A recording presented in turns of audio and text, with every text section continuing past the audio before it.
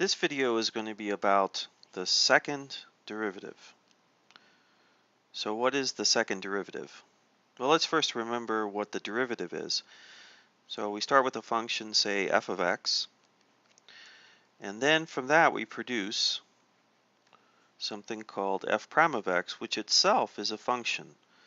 And this function represents the instantaneous rate of change at x, or the slope of the tangent line to the graph of f at x.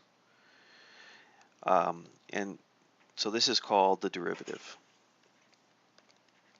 Now if I have the derivative, it's a function. So I could ask for its derivative. So I take f prime of x and I ask for the derivative of that. What do I get? I get something called f double prime of x. So here I had 1 prime, and now I have 2 primes. Each prime indicates the process of differentiation. We're taking the derivative, so I start with f of x, I differentiate once. I get what now we'll call the first derivative. By differentiating another time, I get the second derivative. Each time I'm doing the process of finding the instantaneous rate of change of a function. So how do I express this in words? So f prime of x is the instantaneous rate of change. So I'll abbreviate that with instant rate of change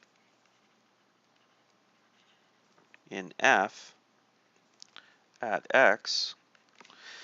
F double prime is also an instantaneous rate of change. So instantaneous, abbreviated, rate of change in, but this time f prime at x. But this f prime part can be further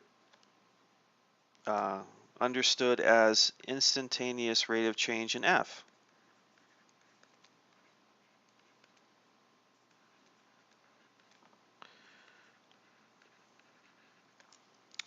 So f double prime of x, in shorthand, briefly, is the rate of change in the rate of change taken at x, considered at x. So the rate of change in the rate of change. Okay, so how is this of any practical importance? Well, this happens, this idea of rate of change in the rate of change happens a lot. It's considered in finance, it's considered in biology, all sorts of places. Let's consider a practical application in economics or in politics. We could look at f of x. An example could be f of x could be the size of government debt.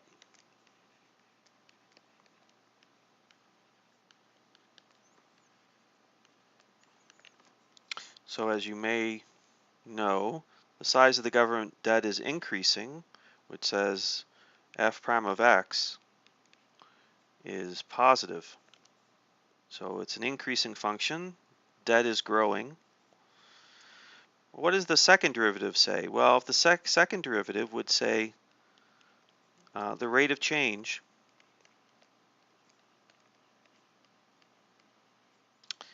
in the increase in debt. So in order to get debt under control, government debt under control, what you first have to do is make sure that the rate at which it's increasing starts to decrease. So we could have government debt increasing, but what we'd like to see is that the actual rate at which it increases starts to decrease. So that's where the second derivative comes in. This would say the second derivative of x is negative because the rate of change in the increase is actually negative. We're having a negative change in the rate of change. Now that's the second derivative because it's a rate of change in change. On the other hand, if we could have the debt increasing, so f prime of x is positive, and then it might start to shoot off. This is the bad scenario. Things start getting worse. The rate of increase is actually increasing. In that case, the second derivative of x is positive. So that's a quick introduction to the second derivative and how it can be represented in real life.